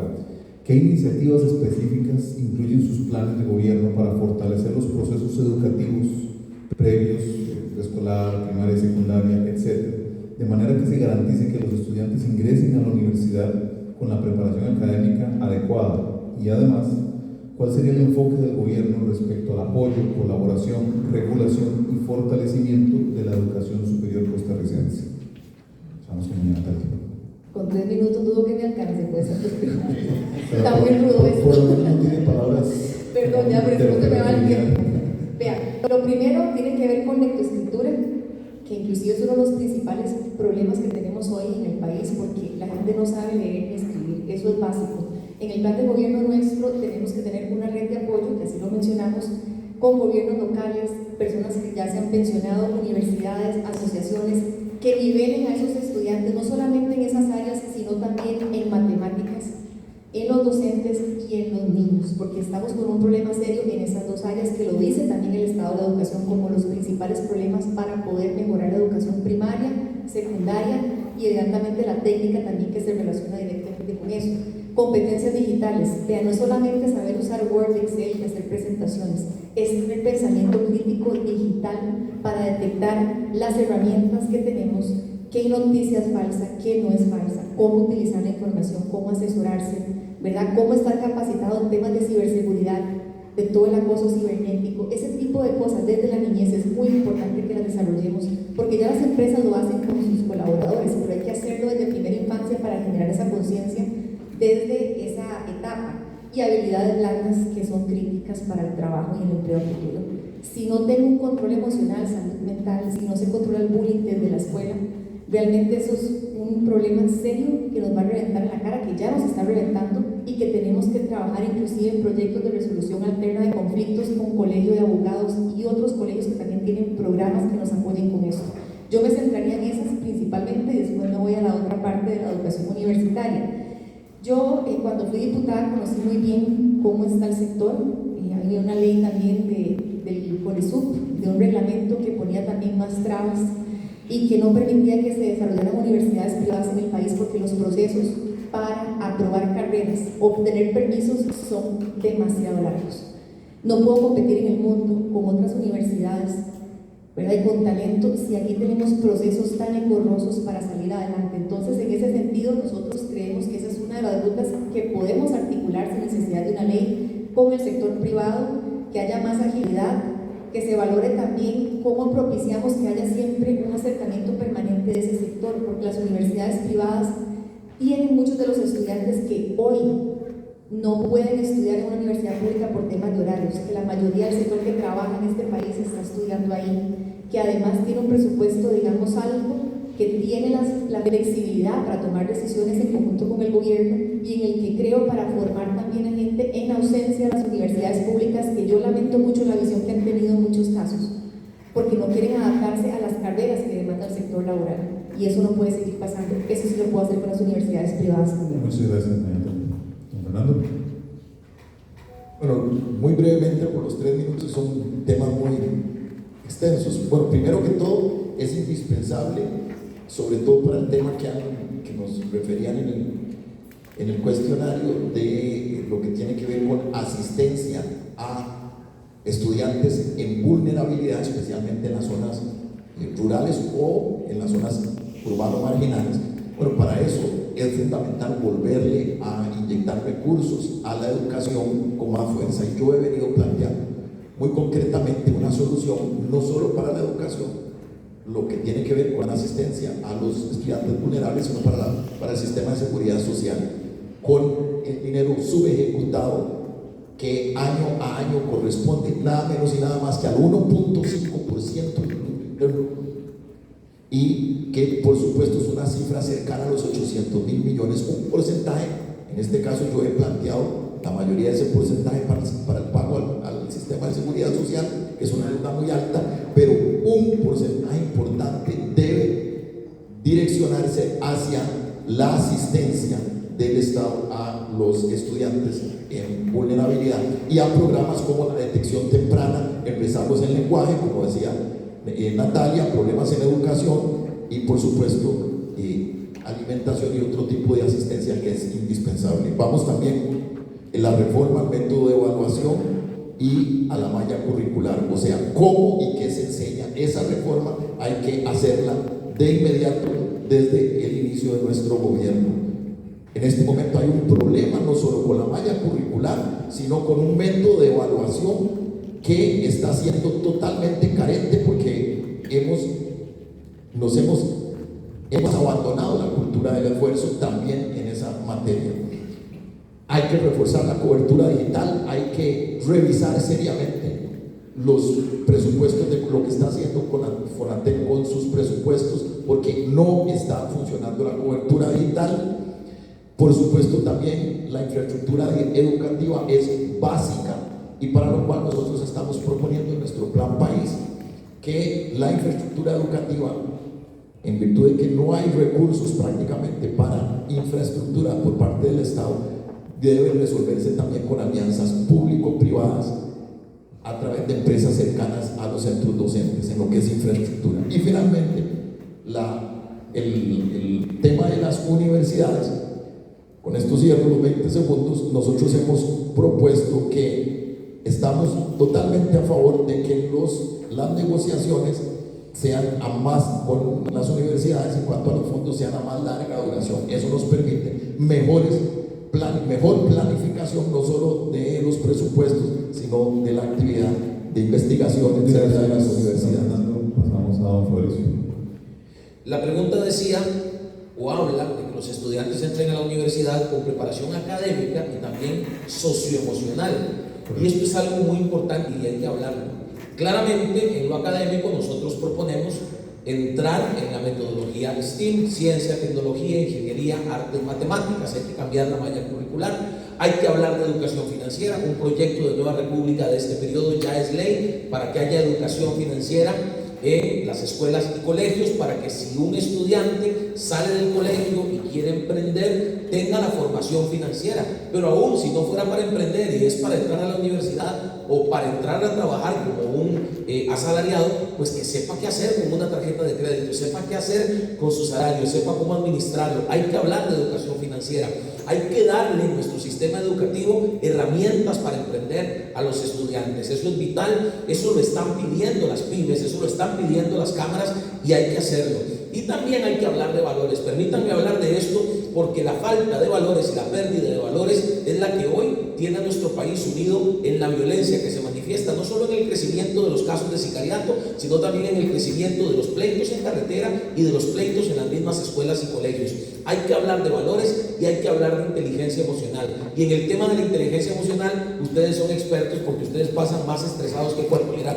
Todos los días están tratando de salir adelante, de sobrevivir, de salir con los pagos que tienen que hacer a fin de mes. Y hay que hablar de inteligencia emocional para preparar a gente como ustedes que vienen para arriba, jóvenes, niños que vienen para arriba y que algún día van a ser los empresarios que tengan esas pymes a cargo y que van a tener que enfrentarse con esas situaciones de estrés. Recuerdo a un amigo dedicado al turismo que tiene un emprendimiento, que tiene una pyme de turismo. Me contaba cómo en el tiempo de pandemia tuvieron que organizarse para darle apoyo emocional y espiritual a algunos que cayeron prácticamente en depresión por la situación económica en la que cayeron en el tiempo de pandemia. Hay que trabajar sin duda alguna en la parte de que el Estado le permita, mediante sistemas de información, a los estudiantes de primer ingreso en la universidad saber cuáles son las carreras en las que hay trabajo y en las que no hay trabajo. Y la infraestructura educativa hay que entrarle más allá de arreglar los pisos, los techos y las paredes de las 900 escuelas y colegios que tienen orden sanitaria. Hay que también llevar conectividad a las escuelas y colegios. ¿Cómo pensamos hacerlo? Les hablaba de nuestro programa Hagamos Plata para Todos, que está fundamentado en la creación del Fondo de Desarrollo Nacional, que se va a alimentar de 3 proyectos: Canal Verde Interoceánico, exploración y explotación de recursos como cobre, oro, gas natural y petróleo, y también la atracción de nuevas empresas de alta tecnología para convertir a Costa Rica en una gran zona franca de alta tecnología. Con esos recursos del Fondo de Desarrollo Nacional podemos entrarle a grandes proyectos como la resolución del problema de infraestructura educativa. Gracias, don Mauricio. Doña Andrea. Muchas gracias. Nosotros vemos este tema de la educación en 3 ejes: uno que llamamos rescate, uno transformación y otro que se llama vista al futuro. Hay que ser sinceros, en este momento nuestro sistema educativo enfrenta una de sus peores crisis. Yo quisiera aquí hablarles nada más de digitalización, de conocimiento técnico, de inglés, pero no. Vamos a tener que tener un pacto nacional por la educación donde vayamos a rescatar cosas que pensábamos ya superadas, que se nos echaron para atrás. No podemos pedirle a un chiquito que está recibiendo clases debajo de un palo, con hambre, y que quizás un día se pudo ir a la escuela y el otro no, que tenga habilidades para el futuro y conocimiento técnico.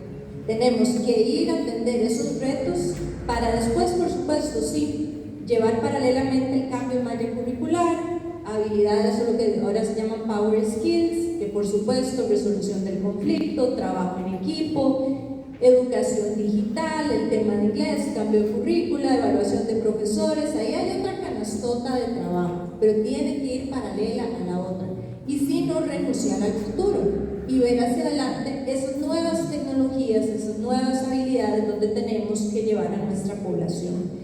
Y ahí quisiera hacer una reflexión interesante.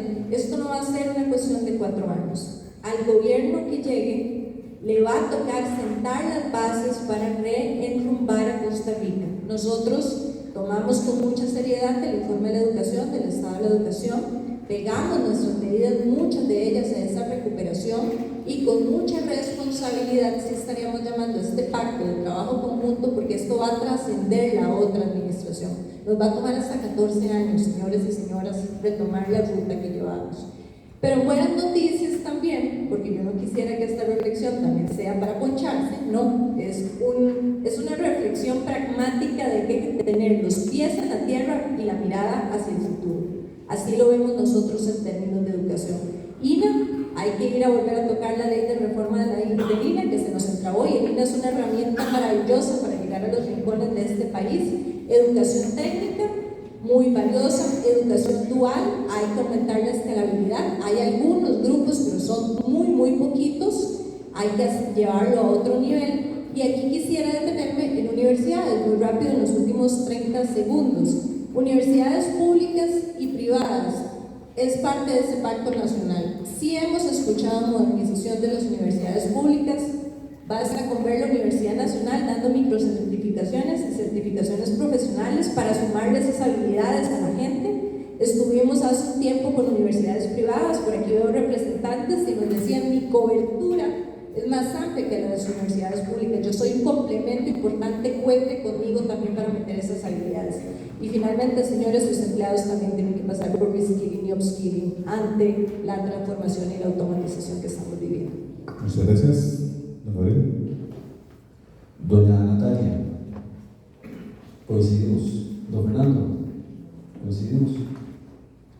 Don Fabricio, coincidimos. Don Andrea también. Y probablemente algunas de las propuestas de doña Margarita también.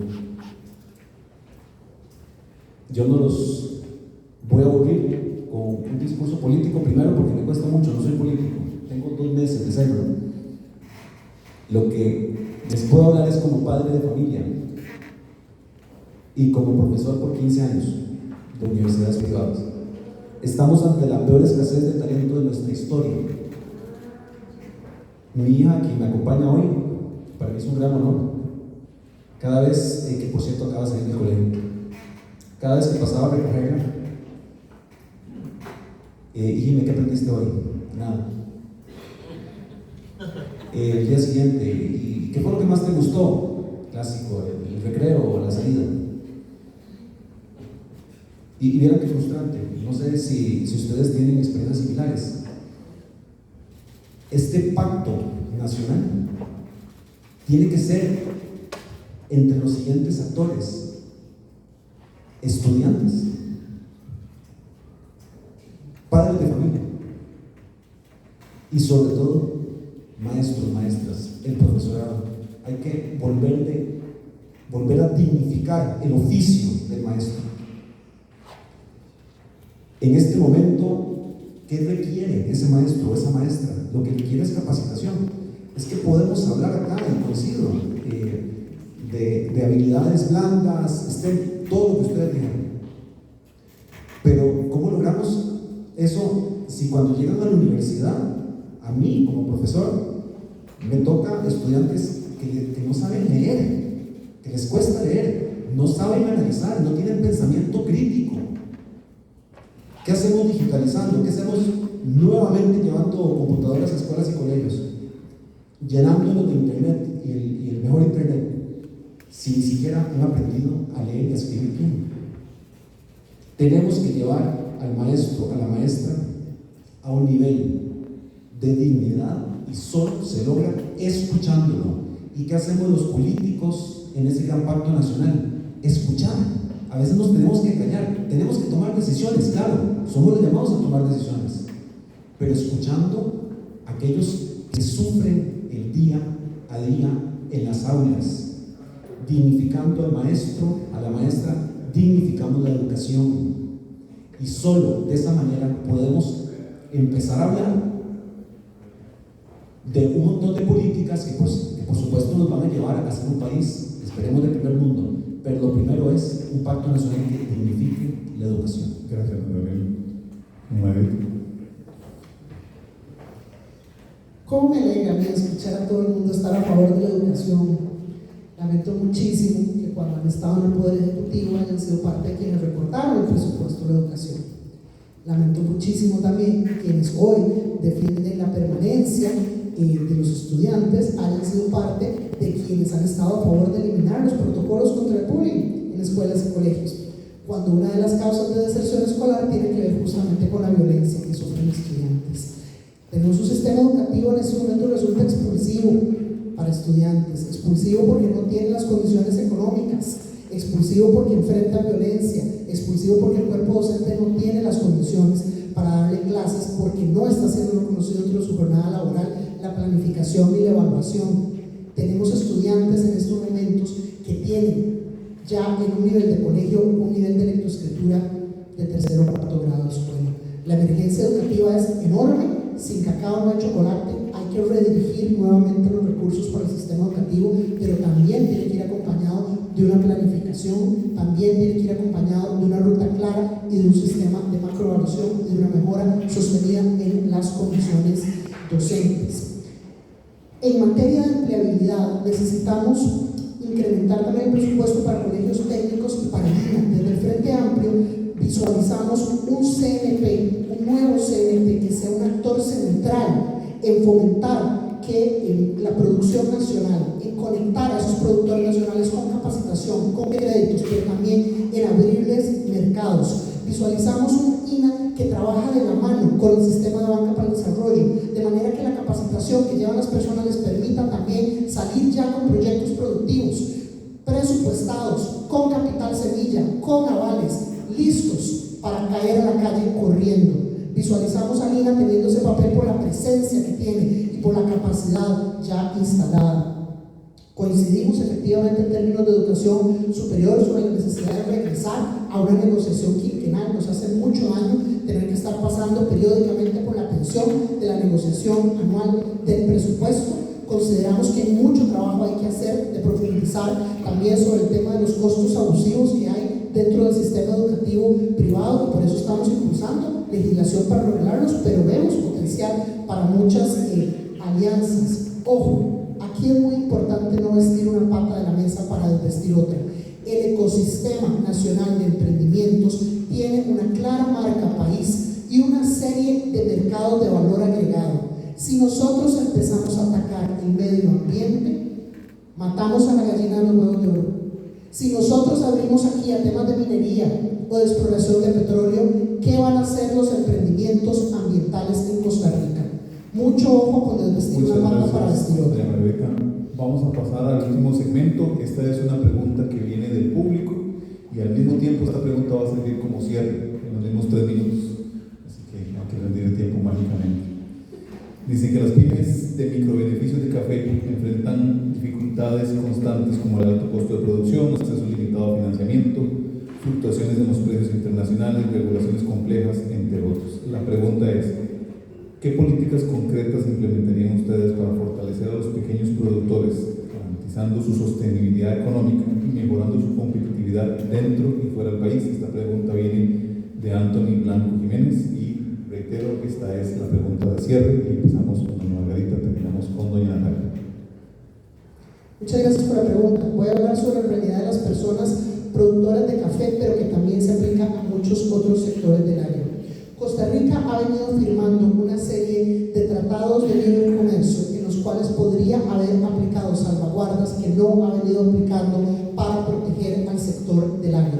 Es fundamental que nosotros no dejemos a nuestros productores y productoras en una situación de burro amarrado contra tigre suelto. Estamos enfrentando competencia específicamente en materia del agro con países que sí subsidian de manera fuerte su producción local. La subsidian con investigación en ciencia y tecnología, con préstamos blandos, con desarrollo tecnológico para el avance de esos productos, con canales de comercialización, y estamos poniendo a nuestros productores locales a competir de manera desigual contra muchos de estos productos que están ingresando al país. ¿Cuál es la vía? Nosotros consideramos que hay que profundizar las misiones de promoción del producto nacional, consideramos que hay que invertir en el agro nuevamente, consideramos que hay que abrirle mercados por vía del CNP y hacer, por supuesto, transferencia tecnológica para modernizar. Aquí, efectivamente, la alianza con las universidades y los centros de investigación de las universidades tienen un papel muy importante para poder trabajar en modernizar este sector, en tecnificarlo, pero nada hacemos con esto si no le abrimos condiciones adecuadas de mercado que protejan. Uno de los elementos que nos parece fundamentales para el agro también tiene que ver con los seguros para las cosechas, porque en estos momentos enfrentamos una realidad climática cambiante donde las personas tienen que enfrentar fenómenos impredecibles y no tienen cómo protegerse contra ello. Pero esto no es un costo que puedan asumir individualmente. Tenemos que trabajar esto grupalmente y de la mano de las entidades que puedan bajar estos costos y hacer una proyección para que puedan contar nuestros agricultores y agricultoras con seguros que les permitan proteger sus cosechas. Y finalmente, consideramos adecuado profundizar la estrategia de competencia por valor agregado, que ha sido clave dentro del sector caficultor para poder competir. Costa Rica no puede competir en materia de volumen como pueden ser Colombia o Brasil, pero sí puede hacerlo por materia de valor agregado, de café crecido a la sombra, de ausencia de trabajo infantil, y desde esta óptica consideramos que el país hay zonas en las que necesita avanzar mucho con el tratamiento que está haciendo de la participación de población indígena, de población migrante irregular, y mejorar esas condiciones laborales para que el país pueda continuar fortaleciendo su marca a nivel internacional y contar, por supuesto, con insumos más modernos, porque otro de los temas que nos han planteado tiene que ver con el tema de plaguicidas y de modernización de las moléculas y de descripción de moléculas modernas que permitan contar con mejoras dentro del sector del agro. Muchas gracias,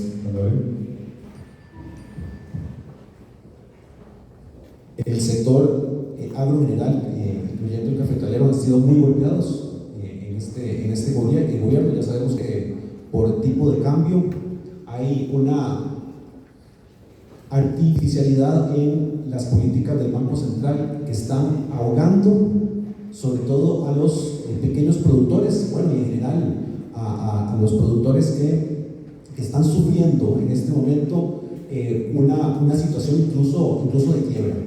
Lo primero, facilitar, eso es lo que se debe hacer, facilitar, tener un gobierno, un Estado general que facilite, y aquí tenemos a Procopio, ¿verdad?, que tiene que ser un protagonista en materia de exportación.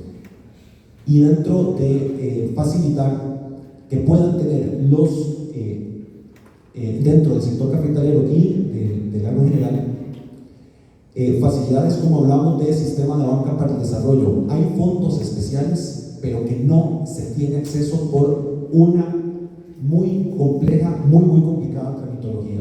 Si no tenemos los insumos necesarios para ofrecerles a este sector que está tan golpeado, muy difícil puedan salir adelante. También lo que hemos hoy abordado ampliamente, que es la tramitología. Si en este momento nosotros no ofrecemos procesos que le permitan al sector tener la facilidad no solo de desarrollar su negocio, de tener acceso a banca para el desarrollo y poder tener acceso a diferentes mercados, muy difícilmente vaya a ser un sector que pueda sobrevivir. Desde el PLP nosotros creemos firmemente que debe existir un apoyo de facilitar al sector de que pueda surgir sin tanta traba, sin tantos trámites, sin tantos impuestos, sin tantas cargas, y que pueda ser lo que hemos sido como país, un modelo para el mundo de exportación, desde el Poder Ejecutivo y las demás instituciones. Muchas gracias, señora Rivera. Muchas gracias. En Coalición Agenda Ciudadana, cuando doña Claudia nos invitó a un par de personas a acompañarlas en las vicepresidencias, hizo una combinación que da fe del pensamiento que tiene la coalición con el tema del agro en este momento. De este lado, su servidora, que viene más del sector empresarial, y del otro lado, acompañándolo también a la vicepresidencia, una persona que es especialista en agro y que ha sido al interno una de las voces más fuertes precisamente para la defensa de las condiciones del sector, que es ciertamente muy golpeado, no solo los cafetaleros, los paperos, los cebolleros, y podríamos seguir con la lista en las condiciones en las que están. Para esos pequeños productores, yo creo que mensajes claros que hemos dado estos días, y bueno, Margarita lo mencionaba, nosotros no creemos que se requieran más acuerdos comerciales que puedan venir a todavía agravar la situación del agro en este momento por las competencias internacionales, no es igualdad de condiciones. Ahí no estaríamos firmando la Alianza del Pacífico, tampoco el Acuerdo Transpacífico, y eso lo quiero poner sobre la mesa. Coincidimos en tipo de cambio. El tipo de cambio en este momento está arrasando con sectores que en el modelo de desarrollo de Costa Rica son importantes: turismo, agro, sector exportador, son sectores muy golpeados. Pues ahí, por supuesto que el Banco Central tiene una independencia, también todos los que estamos aquí sentados, pues el presidente del Banco Central en este momento le queda un año más del periodo, vamos a tener que trabajar ahí, pero ciertamente no puede ser una política cambiaria que solo se fije en factor inflación y no en el modelo de desarrollo del país ni en elementos como generación de empleo. Además estamos arriesgando seguridad alimentaria, y eso mucha gente pensaría que es como que tenemos que producir todo lo que nos comemos. No es así, pero ciertamente es lo que el mundo está apostando por proteger, y Costa Rica tiene que proteger a sus agricultores también. Para los cafetaleros, coincido, valor agregado, darle las herramientas para que sigan saliendo adelante con eso. En los 80 competíamos con grano, y si al competidor le iba mejor en temas de clima, nuestro precio del café internacional caía, y viceversa. Al meterle valor agregado se vuelven pues más resilientes, y además es hacia donde tenemos que apostar como un país que sí tiene una marca boutique de calidad. Y finalmente coincidimos en el tema de moléculas, y como ese también es el cierre, yo creo que para esta audiencia es importante que nos llevemos dos mensajes que hoy no discutimos: cambio climático, y no solo para la parte agro. Ustedes que tienen comercios, ¿qué pasa cuando se viene un aguacero, una inundación, que no llega la gente a comer, que no produce? ¿Quién responde por esas cosas? Cambio climático es un tema que sí o sí tenemos que ver y discutir en el sector pymes. Y el segundo, que sí es un compromiso nuestro, es revisar la ley 10.365 que se aprobó en el 2023 y que precisamente transversaliza la formación de competencias en el emprendimiento. Continuamos con Afonso.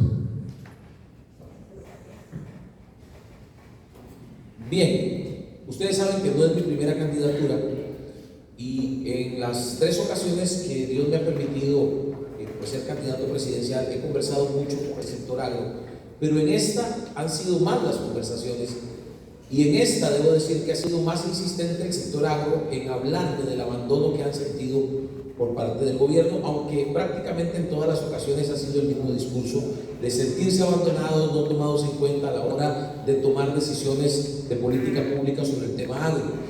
El tema de las moléculas, el tema de los costos de producción, pues es un tema repetitivo, es un tema redundante, y yo creo que básicamente lo que falta es voluntad política, toma de decisión, un Ministerio de Agricultura y Ganadería que esté siendo dirigido por una persona afín al sector, que tenga empatía con el sector y que tome decisiones tomando en cuenta al sector. Entonces, sí, hay que reducir los costos de producción mediante la homologación inmediata de insumos y moléculas. Esto es importante. También hay que crear, ya hablamos de los sistemas de financiamiento, aplica exactamente lo mismo para el sector agro, pero en el caso particular de las garantías, pueden darse garantías parciales del Estado en este tema, y en particular de la pregunta de don Anthony, que le agradezco por supuesto, dirigidas esas garantías y esos mecanismos de financiamiento específicamente a microbeneficios que exportan o tienen potencial exportador.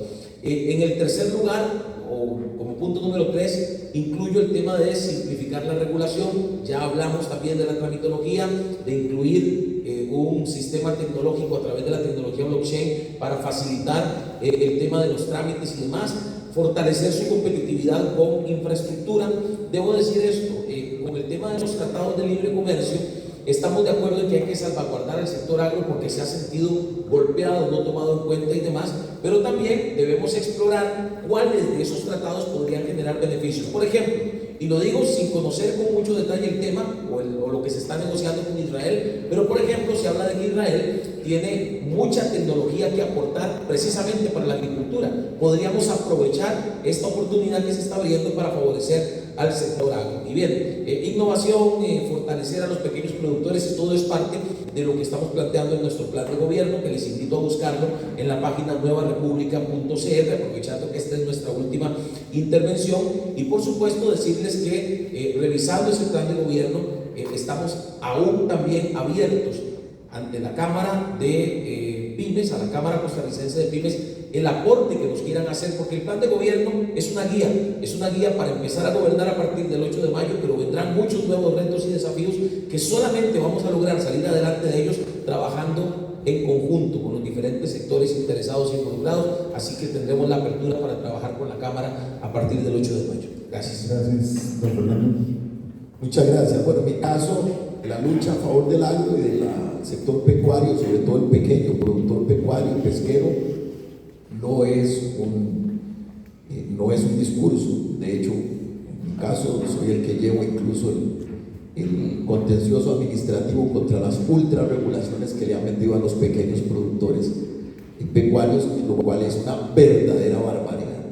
Dentro de nuestras decisiones, no solo propuestas, es determinaciones, a partir del 8 de mayo del 2026 vamos a eliminar todos aquellos decretos que sea posible eliminar, que no estén condicionados obviamente por acuerdos de otro tipo, como decretos que han venido a afectar y que han venido a agravar el proceso de importación masiva de productos agrarios, pecuarios y agroindustriales. Por ejemplo, la ruta del arroz se derogará inmediatamente. Eso ha sido una absoluta perversión, en donde lo que ha habido es un negocio asqueroso de los importadores, en donde han acabado con su competencia, que eran los productores nacionales, y en donde el arroz no solo no ha subido, sino que ellos se han dejado el margen de intermediación y además se han dejado la ganancia de los impuestos que dejaron de percibir, que son más o menos 25.000 millones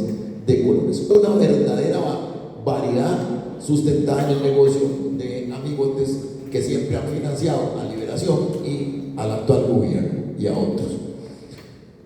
Vamos además, igualmente, con un no rotundo a acuerdos con economías a gran escala que nos van a poner en situaciones de desigualdad y que además son economías tropicales que importarían aquí los mismos productos, como por ejemplo lo es el acuerdo transpacífico que propone el actual gobierno en su plan el partido de gobierno en su plan de programa, y la Alianza del Pacífico que la había planteado hace varios años liberación.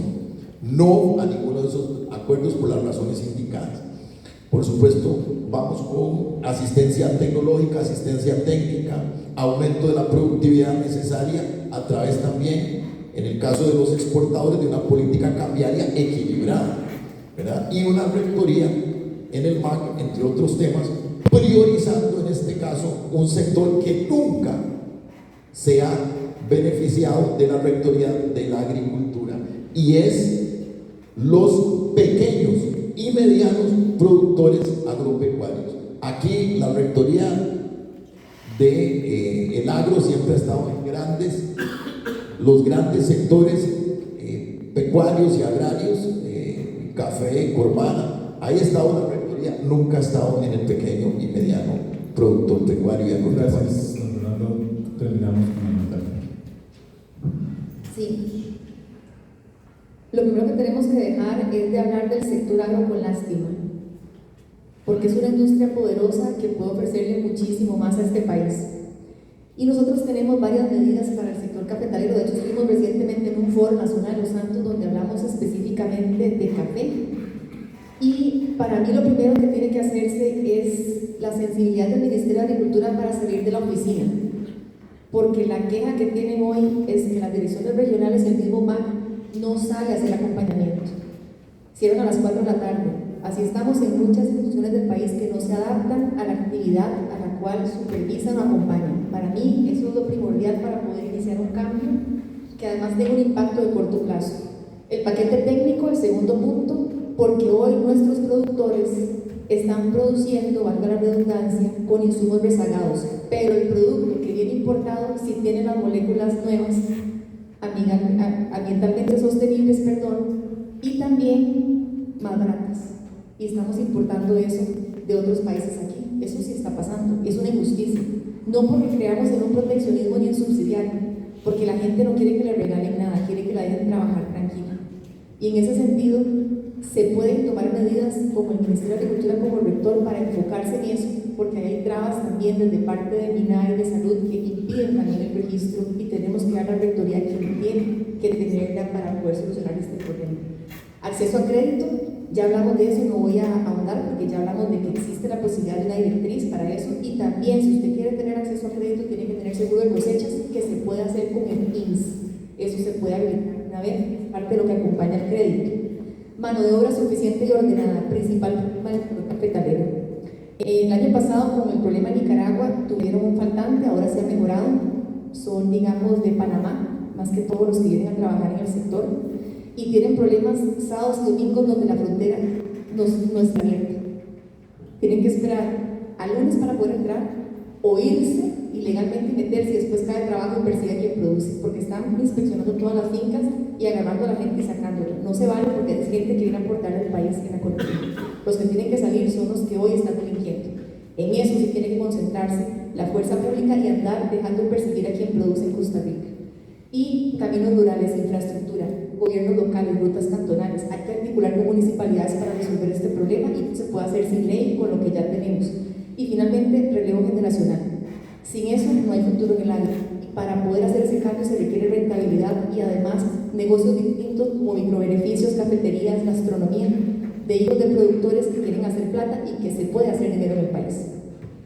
Muchas gracias, Natalia. Y con esto terminamos. El evento aún no termina, pero sí les voy a pedir un gran aplauso para todos nuestros ponentes.